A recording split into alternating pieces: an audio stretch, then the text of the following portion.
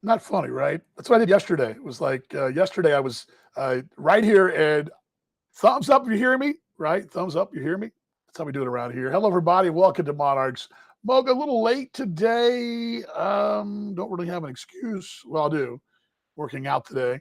And I am trying to do one more little thing here for us. I'm here.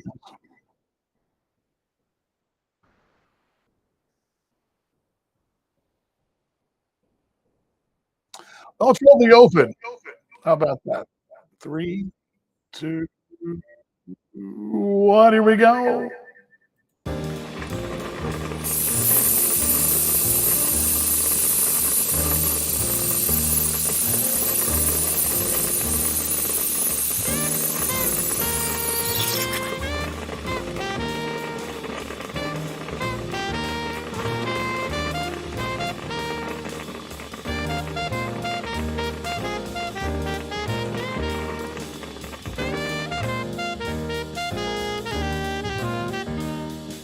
Happy lunchtime to you. I need to probably bring this down.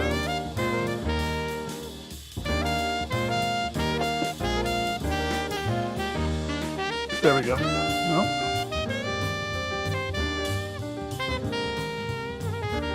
this happened to me yesterday.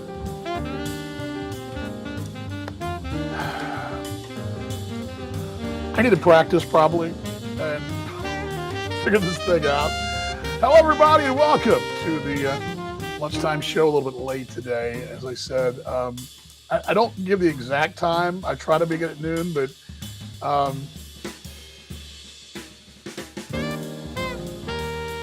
as I mentioned a couple times this year, let me bring this down here,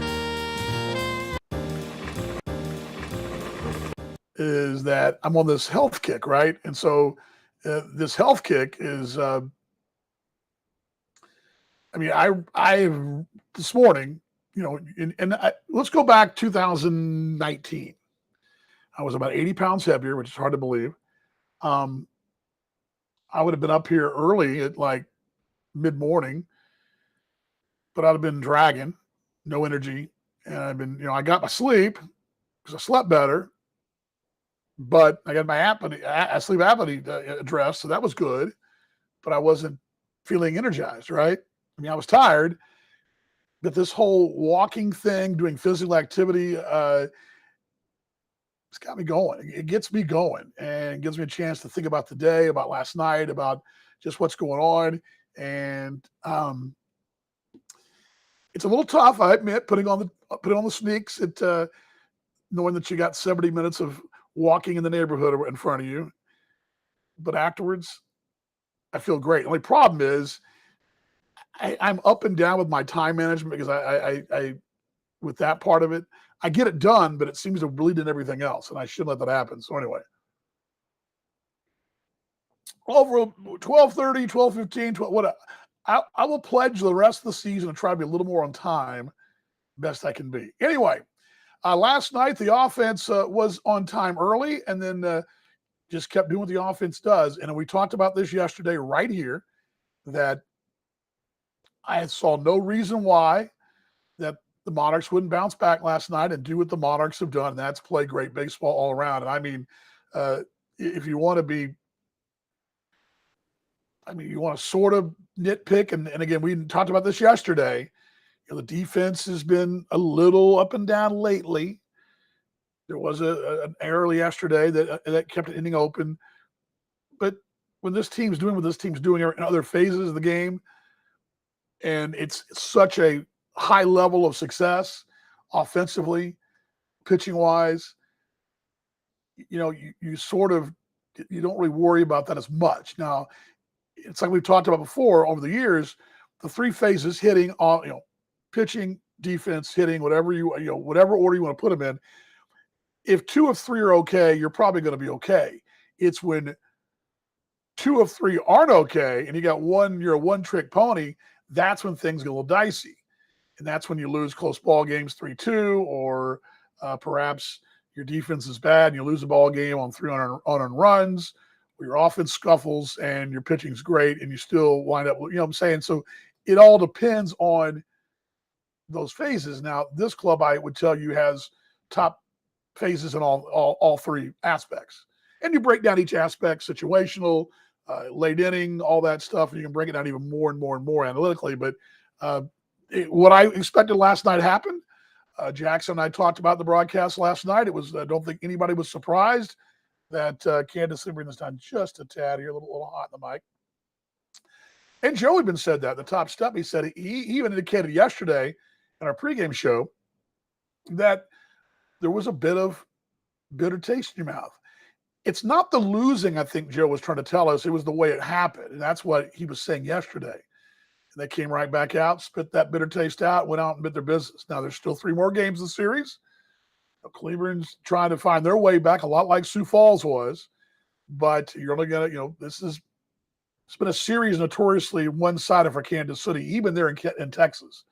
And Cleveland doesn't have the team they've had last year. Doesn't mean they won't have a pretty good team in the end. I just don't know how much they'll have.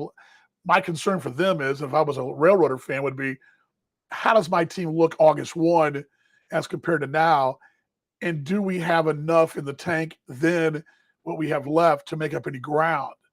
That's the thing. And they're in a division now where, you've got pretty good separation now from them and everybody else. So let Cleveland worry about Cleveland. But again, we do watch the league. Last night, the only game in the league, or 2 of them, Lincoln and Kane County in this one. And so a lot of eyeballs watching last night. I had a great turnout on the radio, by the way. I've not pulled the numbers from the video last night, but I'll pull them here in a few minutes after this. But I would imagine, I'm guessing last night, for a lot of factors, because Cleveland's broadcaster wasn't here yet. Brad Albert will be here tonight. That factor, plus it was the only, 2 games last night. And people are probably wanting to say, let's just see how good Kansas City is. The DFW market, Johnson County, whatever you want to call it, down that way, there's a lot of eyeballs. Cleveland's had some really good numbers on their stream this year, so I factor that in there. Our radio numbers have been, despite the weekend, have been pushing 100 a game, which is really good for the streaming app. You tie in we had some good numbers last. So I feel like we'll probably had some record numbers for the season last night. Looking forward to diving into those. But you folks that joined us last night, fun broadcast. I will admit I was juiced up. I was probably opening day, not jitters, but opening day energy. When you spent 3 nights in your kitchen doing a game with hollow sound, and you get back at the ballpark and you get the feeling again. I got Jackson there and my team, and you're just feeling really good about it. And I will admit I was pretty juiced up, amped up last night. I probably need to tap the brakes a little bit and bring the emotion down. It's hard when you're an emotional person already. It's very hard for me to dial that back. But great all around last night. So let's dive into the highlights last evening, and let's pull those up for you here. The good news highlights. Now, I haven't got a chance to put the good news logo in there. I need to get that to Adam. But here we go. Let's look at last night's ball game. This is the opener from last night. Good news from the ballpark. Let's check it out. Hero Monarchs Mocha, brought to you by the Roastery Coffee Company. You remember that? You may have been too young. Ground ball right side. Get on through. Yeah, Will base it out to one right. 1 run is home. Here comes Adams. Here's a throw. It's not cut off. He'll slide in safe. The There's a Darnell Sweeney stolen base. A Ronald O'Donnell stolen base. He gets around that tag there. That's Abreu the other way. See you later. 2-run home run. He will touch a ball. He knew he got all of it. His 9th. Gillespie. RBIs 21 and 22 the other way. And Abreu knew he got all of that ball right there. You knew it. He knew he got it. Knew something about it. But he wasn't sure it was fair or foul. Watch this. Big City blast. Oh, that's actually De La Guerra. Right-hander Lucas deals him out toward right field. That's pretty well hit. That's JC. The track. Lynch real estate side and beyond. Oh, man. How about that one right there? This is the Big City blast. When I wasn't realizing.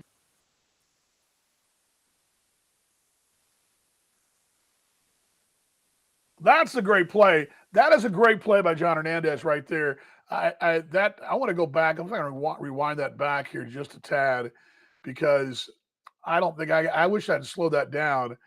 I didn't get a chance to see that in real time. Let me run that back for you real quickly here. Just a button when I wasn't realizing. Now watch Jan. I'm going to try to stop it here. I don't think I can. Watch the body. Look at that. He's tumbling backwards and dives for it. One more time for Hernandez. Let's play that again here for you, because that is really, really impressive. Watch the body, just how he balances the body here. What a bomb, by the way.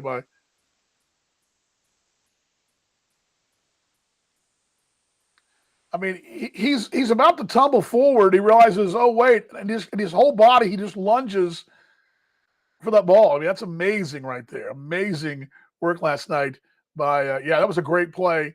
And again, he's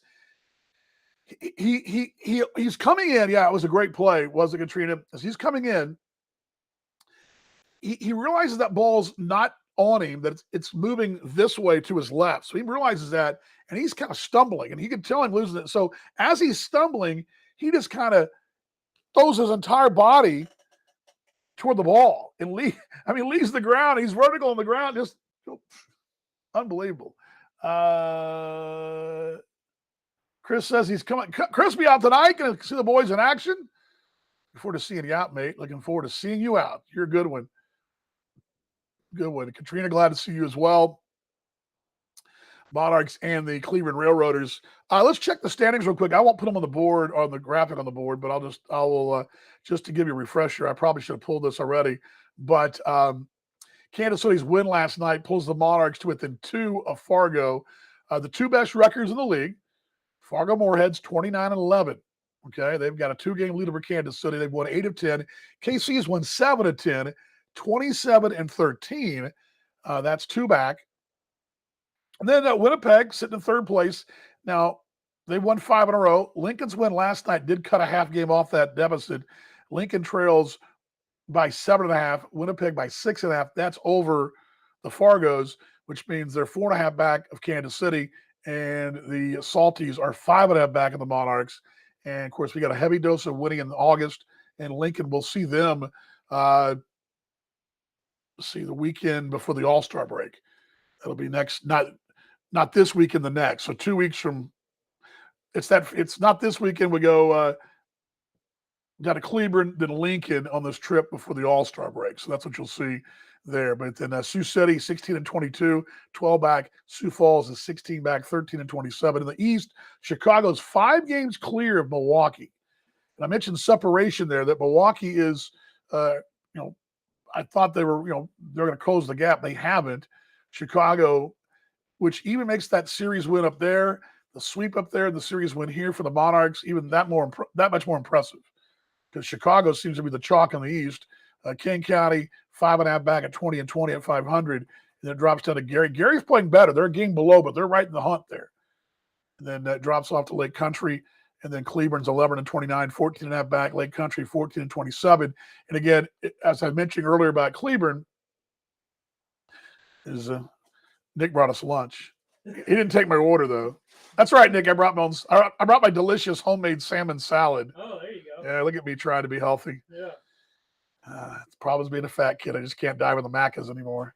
I want to be young like Nick again in my early 20s. Yeah, right. I wish. He's up. He's got to have that food to sleeve them tickets, folks. Yeah. That food. Busy day, as always.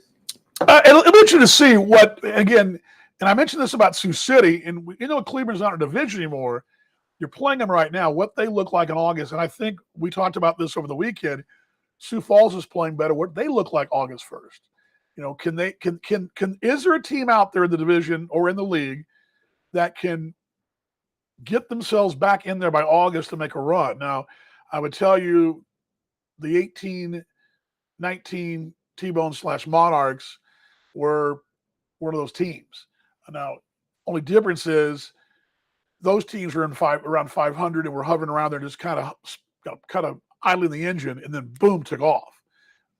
And I don't really see anybody out there idling the engine, with the exception maybe Gary, perhaps King County in the East. Now in our division, it looks to be a pretty clear class of the 4 top teams, and then the 2 trying to get back in it. Already talked to Nick. Nice guy. Yeah, he is a nice guy. I hope he's a decent dude. He lets me hang out in his office. I mean, otherwise I'd be banished to my own kitchen table today too. So there's that. Nick's a good man. Nick knows his business, and I think what you got to understand and about this business, everybody has their place, right, in the baseball sports business. And I was reading an article today about a longtime Dallas Maverick employee who had really done everything and risen the ranks. But you got to have the different departments that got to do their thing, and they got to be strong. Now, we're only as strong as our departments, right? So what Joe does with the team, what we talk about is important, but we also miss out on what Nick does because sometimes we don't talk enough about it because that's huge. What they do to get the groups out here, and the baseball buddies and the season ticket holders and all those things that goes into getting folks at the ballpark, that's huge. And maybe we don't talk enough about that. We talk about fireworks and things like that a lot with Morgs, and she definitely does a well-deserving job. But each department is very important in a ball club, in a sports environment. And, everybody wants to work in that front office where I'm working in baseball ops, but there's also other positions that are just as big. If you don't have, you're the best team in the world, you don't have tails in the seats. Well, Monarchs baseball. This is Nick. see, there you go. It's right there, live on the air. Good afternoon. Let's play two. Do we want to play two? We're going to play game two. Let's play game two. Yeah, we're very blessed to have guys like Nick. And Nick, I mean, he knows his stuff too. Okay, cool. I'm getting the account up right now. Says he made timers to figure out tickets the week of Thanksgiving. Yes. Well, we also talk about it's the very same thing. Hope that we talk about Joe Capiatra, the work that Joe puts in November, December, January, February in the off season, what we call the hot stove. That work you're seeing on the field right now. Same thing with Nick. Okay. That work he did Thanksgiving week translate to a great experience for you, June, July, and August. And it's a big part of what we do. I mean, it's so big of it. And that's, you give me, you show me a sports organization that doesn't have that guy doing what that guy's doing. And I am a broadcaster, but I have spent time as a GM and a broadcaster. I mean, one of the things I get to do is I travel around. I see other teams. I see what they do good. I see what they do bad. I see things that I wish we would do, and then I see things I'm glad we don't do. And you throw the international side of it. I see it from the Australian perspective in the ABL. I've been doing that now 10 years. And I've seen those ups and downs of a pioneering sport and a pioneering spirit overseas. And so you soak things up, and I can tell you, as a broadcaster, I appreciate what he does, and Morgan does, and all. It takes all those pieces. They do. Yep. Gates open. They don't really. I mean, yes, I hope they need me, but we need him. We really need him. The guy, the groundskeeper, or John West, the clubhouse, or Jay Hendricks, our general manager. Those figures are all very important to what we do. So anyway, questions and comments about I'm asked this yesterday, and let me pull this up.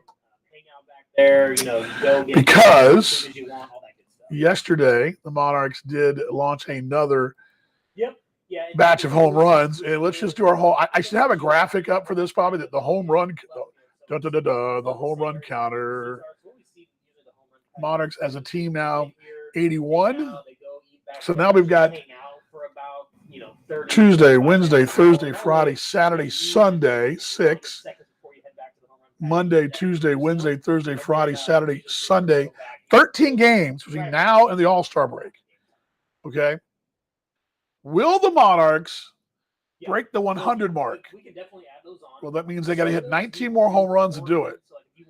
I would say that's a pretty safe bet. So I will set the over-under now. I'm going to raise it. Will they hit more than 102 or less than 102 by the All-Star break? Which means if they get to 100, they've only got 46 more or 47 more to go to break last year's mark. I mean, they're on pace for dadgum near 200 home runs a season. And then what we'll do is I'll give you. Anyway, I missed the update last night. Is he? Yes, I covered that in the broadcast. I think you guys may have already been gone when you asked me that, Hope. Joe told us during the top step yesterday in the Swope Health report, brought to you by Swope Health, that he was not going to play yesterday. He felt very confident he would not play today, but he thought he could see him tomorrow or Thursday, but would update us today. So you won't see him tonight, but you could perhaps see him tomorrow, Wednesday or Thursday, Wednesday or Thursday. I did see David. He was here for a short time. I know he's lurking in the wings. He's around. Yeah, and we can determine those numbers as we get a little closer. Like when we handle those. But not and Joe telling us that we live in a day and age now where no chances are being taken. Right. Cool. So Sean's saying 3 is doable. See, that's what I'm saying too, Sean. We were averaging 1.97 home runs per game last night. Do you realize since May it was where's my game notes from yesterday? Let me see if I can find them for you. This has been the game notes for about almost 3 weeks now. And this is really interesting. When the Monarchs played on Friday, May 27th, the Monarchs had hit 13 home runs.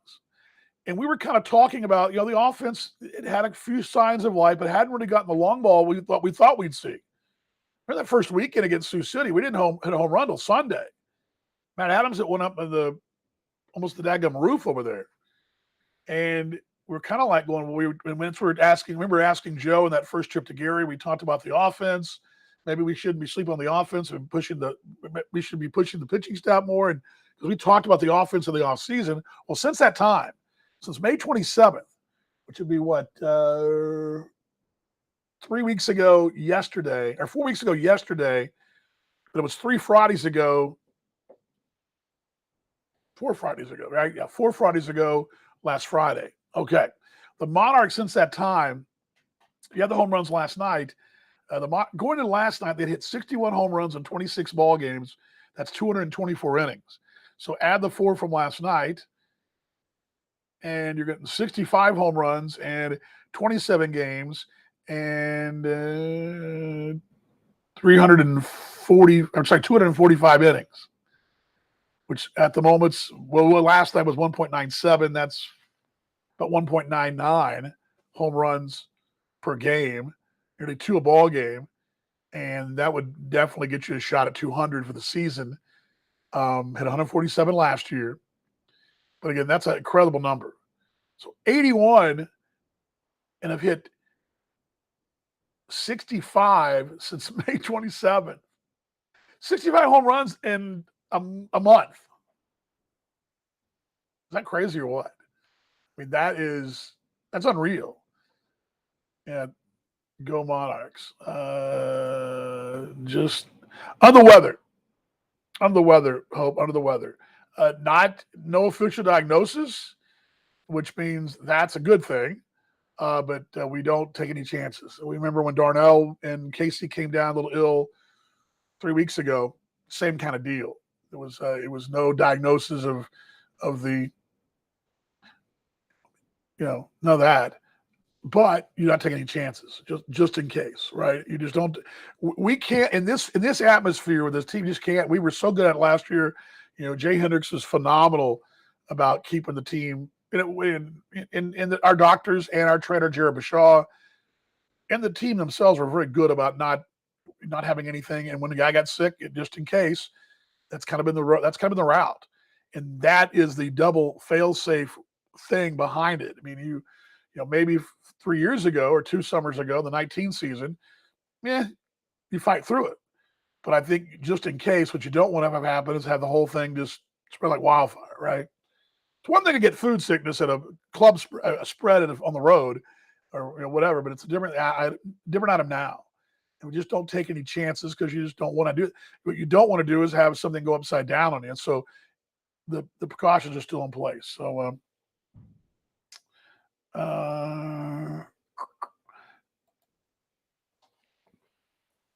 yes, Kenny, we're talking about this a little bit yesterday. It does have prolonged losing streaks. It's not a very good team. Pitching staff breaks. Yes, last night, case in point. when Matt Hall was signed by the Giants 2 weeks ago, an unnamed scribe, I'll call him, who's a good mate of mine, Rob Paneer, asked me on his show and also off the air. He asked me on This Week in the Association that he even said he thought that the Monarchs, he sort of blamed, and he didn't blame, but he kind of said the reason the Monarchs kind of lost their focus in Sioux City was the fact that they lost Matt Hall. And that's sort of a, and I love Rob. This is by no means am I dogpiling Rob. He's great. Dear mate of mine. He's been so good to me. But Rob's view was from kind of a distance as a reporter. That's a normal reporter's thing, right? A reporter's going to say, oh, well, you're missing this piece. Well, that automatically assumption is you're going to struggle because of it. Perhaps.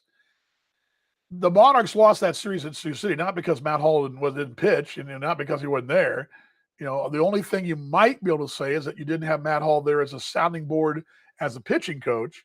But even then, I think that's a stretch saying you need a pitching coach on the road to be successful. I mean, it helps, but I mean, I don't know that, yes, you need someone there to help them, but I'm not going to sit there and blame a sweep on not having a coach. So that was his thought, and I disagree with him. I said this team's resilient. It was ebbs and flows. You had those one-run losses. You had the one bullpen meltdown. You only had two in what we now at game 40, two. That it? I mean, it's pretty good. Like I told you last night or yesterday, even every 10 days you have some kind of meltdown. You're doing pretty good in this game. I mean, that's pretty daggum good. And this game set up to fail anyway. But you bring a good point up that back at that time, we didn't talk a lot about it, but Joe had no problem putting Matt Hartman in the rotation. He even said at the time that Hartman probably would have been in the rotation, but came here thinking he might get a chance to be a starter. He didn't. He wound up going to the bullpen. Very good piece, the bullpen. And he went and did his business. And when the opening came up, there he was. And this is part of it. When you get good players and have depth like we've had, and I'll go back to Justin Donatello last year, who kind of did the same thing. When he was signed, went in there in the bullpen, eventually became a starting piece. And, of course, Justin's back now working the bullpen. Jamison McGrain last year early. JMO was starting when the team needed a starter because he was your best option down there in that staff. And then we shuffled the deck around. Carlos Diaz came back to close and move some folks around. That's part and parcel of having a real good depth. It's not always grabbing a guy off the street. It's also bringing guys from within your system and bringing them, okay, we're going to move the next guy up. And Joe's been great about that. And when he told us in Sioux City that Hartman would get the start and he had no pitch count limits, he went out and tossed a quality start and a hard luck 2-1 loss. And the next week tossed a win, and it was Patrick Leday in the rematch got the hard luck loss. So I'm telling you what I'm seeing, what we're all seeing is what Kenny's saying is that, this pitching staff is very good. And when the offense, if it doesn't click, can always count on that pitching staff and vice versa. So the pitching staff breaks down one day, you got that offense. But last night, all phases were pretty much working last night. Sean says, go Monarchs. Yes, sir. Hope says, enjoyed watching DLG. I like that. Yeah. Chad De La Guerra. And I was thinking about this morning. All right, he's been there 2 days. He had a single RBI last night and a home run. And it's like, I mean, everybody hits home runs this roster, right? I mean, game number 2. It was a no doubter midway up the home run hill. I mean, he's got something. Not sure what that is. Yes, and that's the thing. Exactly. I mean, I would tell you that is probably the biggest thing. If you learned anything in 2020 and 2021, and again, is that right there. So anyway, all righty. Last call for questions and comments tonight. Monarchs and the Cleveland's Gates at 6. Tonight is $2 Tuesdays, $2 hot dogs, $2 sodas all night. I'll feed my crew tonight. Yes, I will. And probably the production crew too. Who knows? I love these 2-hour nights because I can actually look like I'm Daddy No Bucks, but tonight I'm Daddy Warbucks, right? Usually Daddy No Bucks, but tonight I'll be Daddy Warbucks. But yeah, I can't beat that 2-hour Tuesday tonight. And then tomorrow night to Winning Wednesday, MS night, 10% off food, bevs, and merch tomorrow night. Thursday, Thirsty Thursday, and it's our Alzheimer's Awareness Night. Thursday night, $2 domestic draws from 6 to 8. Can't beat that. You bet. That's what I'm here for. And thank you for being a fan and being a part of what we're doing. I appreciate you, Katrina, as well.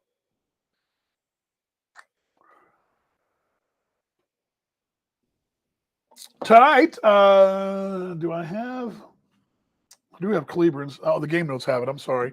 I did put this in the game notes yesterday. Cleburne. Here we go.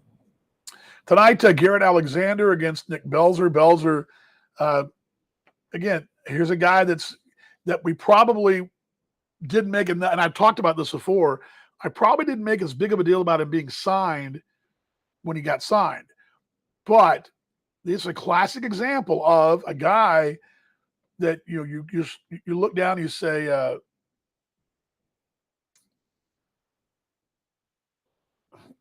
anyway, when Joe signed the revisionary rights for him, right? You kind of puts him down. It's like down the road kind of thing, right? I mean, it's an investment. It's like that small investment that maybe one day reaps an reward, and it does, because in that revisionary rights, how it worked, and the Monarchs got the revisionary rights back from Nick Franklin, and Steve Montgomery didn't know what Belzer would do or not do when he'd be back, and when he became available, you had the rights, and boom, you sign him. He's been a huge part of things, and boy, he is just rounding into form. I mean, this guy's rounding into form, part of a great staff. And Belzer goes tonight against Alexander, who's got very similar numbers that we saw last night from Josh Lucas. Very similar numbers, ERA in the 6. But again, the key to this game, one more time, what we talked about last night, get out in front of them, stay on top of them. You don't want them to have the lead 6, 7, 8, because they're built a lot like Sioux City to get you 6, 7, 8, get you there. If you're down. The problem is they're not down a lot. And they're usually down that 6, 7, 8. That's the problem. But if you can navigate that first part of the ball game, you should be fine tonight. All right. All righty. Last call. Lunchtime is officially over for some of y'all. My coffee's done. Roastery Coffee Company, 6 locations in Kansas City. And we talked about this last night. I think I kept telling you it was a DC-8. It's a DC-3. It's on top of the Southwest Boulevard location, the factory drive-through. It's a 3, which is the exact same type of plane that was used at D-Day. Just for you guys. Anyway. All righty. Let's go. Tonight, Gates at 6 on the air tonight on the Monarchs Broadcast Network. We'll do that tonight at 6:30. Jackson and I will be ready to rock and roll with you tonight. And let's bring this down. There we go. Rock and roll with you guys tonight at 6:30 on MixLR. The AA Baseball TV will pick us up around 20 till, somewhere in there. I don't know how much of that you're going to get. But you'll get some of it.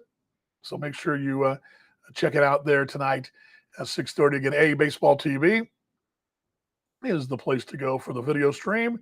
And that is tonight. Again, usually around, Dave and his crew usually get that thing going around 6:40-ish. So you usually miss the association numbers, but you get Joe's show, and you usually do get our dugout report as well. And of course, Jackson will be with me tonight. He'll be down and about doing his thing like he always does. And we'll have the Monarchs and the Cleveland Railroaders tonight, on AA Baseball TV and on MixLR, the radio side. You folks on the radio side, get that app. Let you know we're going to be on the air. And yes, you're right. I was Karen, I was talking about this last night in the air. Owner Danny O'Neill's mom. That's right. That's true. The DC-3. The reason, and I'll tell you what I love about it. I think I told this last night in the air. Karen, I happen to get a blog. It's a blog written by a guy who I get it whenever it comes out. This guy writes about coffee across the country. And most of the time it's about, the best coffee shop in Charlotte. I hardly ever spend any time in Charlotte unless it's the airport on the way back from South Bend. I found out that there was a really good article he did about Lincoln a couple of years ago. Well, the one I got this week was the one about Kansas City. And I said, let's just see if this dude's got his things going right here. And sure enough, a whole blurb about the roastery. In a city full of great coffee, the roastery stands out, no doubt about it. Kansas City, by the way, when it comes to coffee, is international level. Okay, we're talking. You go to Melbourne, or you go to Rome, or go to Sydney, or go to Athens. I'm trying France, Paris, places that you think have got good coffee. New York, Kansas City's up there. I mean, it is up there. There's some really good shops around here, and America has become so fast food coffee oriented. But I can tell you, the Australian coffee culture is very similar to what we have in Kansas City. Very similar. And there's several times I've walked in the roastery, and I feel like I'm in Melbourne or in Perth, any of the great cities in Australia. It's that good and solid stuff. So thank you, Karen, for that. All right, we'll see you guys in the broadcast tonight. Ready for some 1, 2, 3, go Monarchs. We go. Let's go. 1, 2, 3, go Monarchs. I'll see you in the broadcast tonight, everybody. Promise. There we go.